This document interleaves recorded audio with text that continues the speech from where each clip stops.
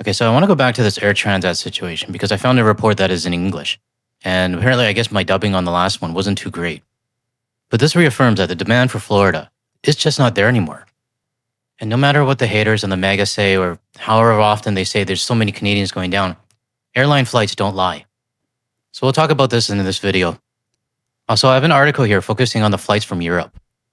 I know I said a few videos ago that I wish I had more information from Europe going to the United States. Well, the GTL community responded, and multiple viewers sent me this report.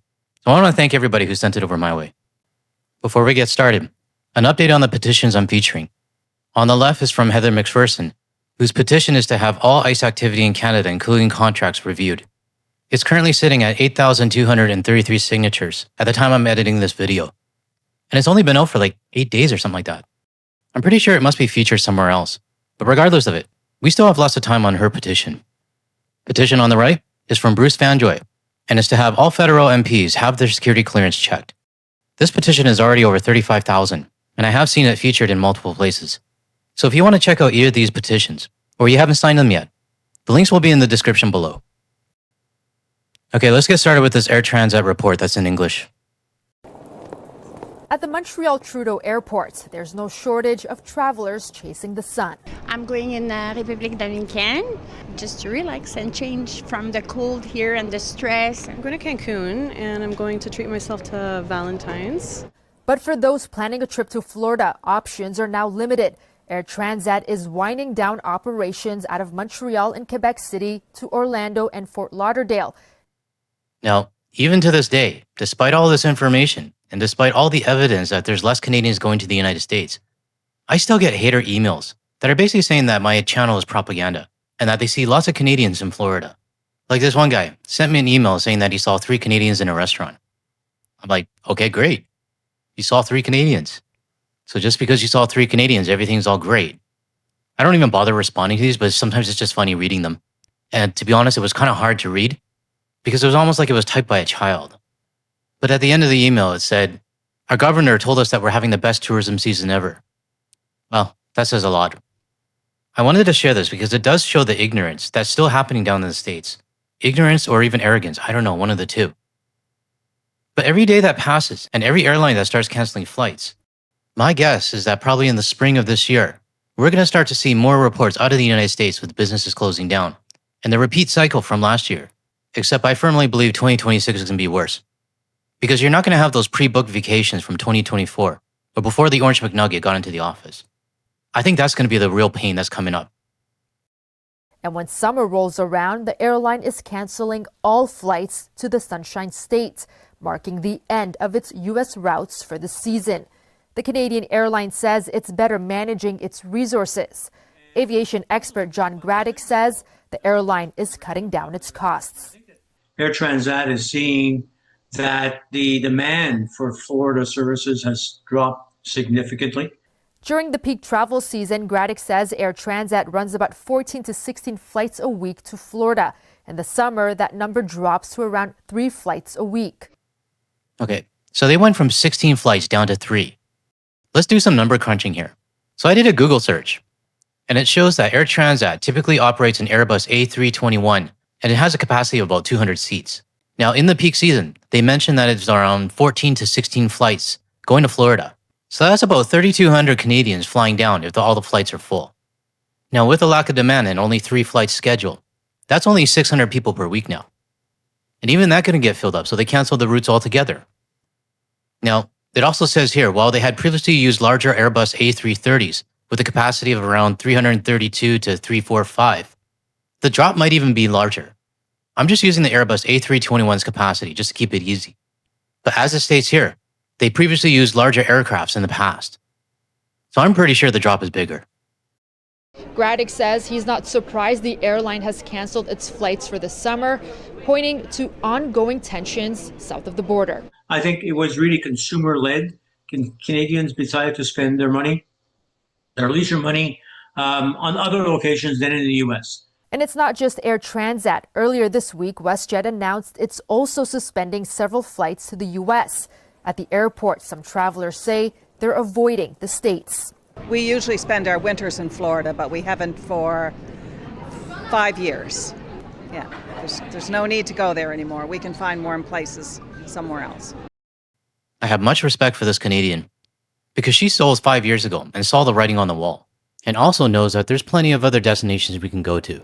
Unlike that snowbird Joan that I featured a few times in my videos, and these group of snowbirds who prefer just to ignore everything and keep their head in the sand. But hey, you can do whatever you want. Just don't complain if something happens, because if you do complain, I'm going to roast the crap out of you. And let's not forget about this guy who says he loves it in Florida, but has to hide his license plate so he doesn't get caught as a Canadian. What kind of vacation is that? Air Transat says its schedule for the next winter season will be determined at a later date. But Graddick doesn't expect flights to return to those peak season numbers, at least not until relations between Canada and the U.S. improve. The last Air Transat flight departing to Florida from Montreal is set for June 13th. I really want the viewers to think about this. Air Transat had 16 flights, and if we use the A321, that's a capacity of 3,200 a week.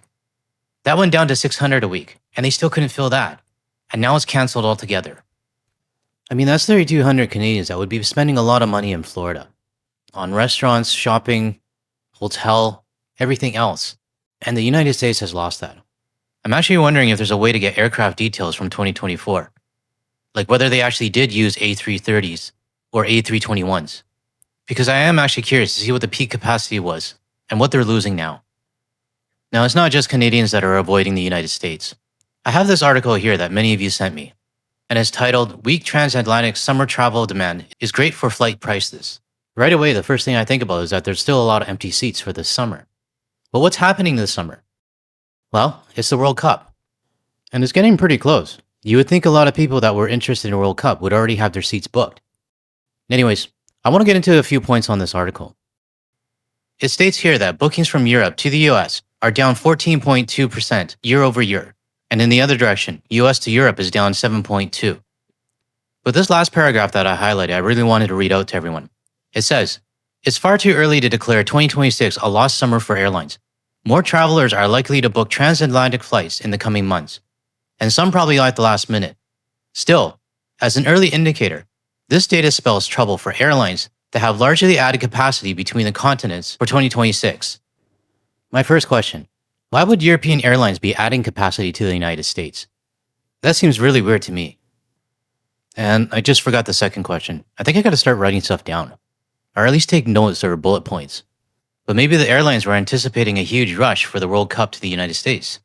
But it seems like it's not there. I'm just not sure if they read the room properly. Now, this next paragraph that this article states, but considering what's happening in North America this July, namely the US, Canada, and Mexico, hosting the world's most popular sporting event, this analysis came as a huge surprise. Seriously? I could have told you last year when the US started implementing those stupid visa fees that bookings to the United States would get affected. And I'm not even a professional, I'm just a YouTuber. Now, this is a screenshot I really wanted to show everybody. It's the bookings from Europe to the US, July 2025 versus 2026. Now, obviously, July 2026 isn't here yet, so I'm just assuming that they're going with whatever bookings are confirmed already. But I'll go through these one by one. Frankfurt, 36% decrease. Barcelona, 26% decrease. Amsterdam, 23%. Paris, 21%. Athens, Munich, 19%. Madrid, 15%. Dublin, 15%. Milan, 8%. Rome, 5%. And London, 1%. Actually, no, London's 1% increase. Come on, London, what's going on? But regardless, these numbers I'm assuming will adjust, and they'll probably go down a little bit lower. Because yes, you will have some last-minute people that decide to go to the United States. But my gut is telling me that many Europeans just don't want to deal with the United States. And who knows, maybe they're actually booking Mexico and Canada if they really want to see FIFA. Now going the other way, US to Europe. Frankfurt, 29% decrease. That's pretty big if you ask me. Dublin, Munich, Milan, 13%.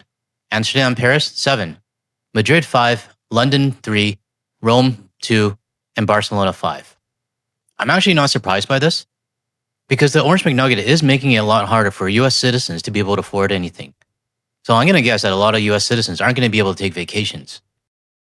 So this article from ThirstyTraveler.com continues to mention that you can get great deals to the United States if you want to go, even during the peak season when the FIFA World Cup is happening in July. I don't know about you guys, but I still wouldn't want to go.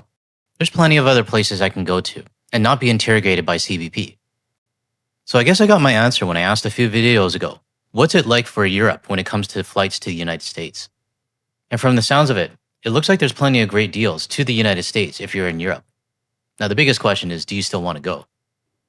Okay, that's all I got for today's video. And if you're wondering where the co-host is, she's sitting right here. The whole video, she's been quiet. So if you were hoping to hear from her, you're going to have to wait till the next video.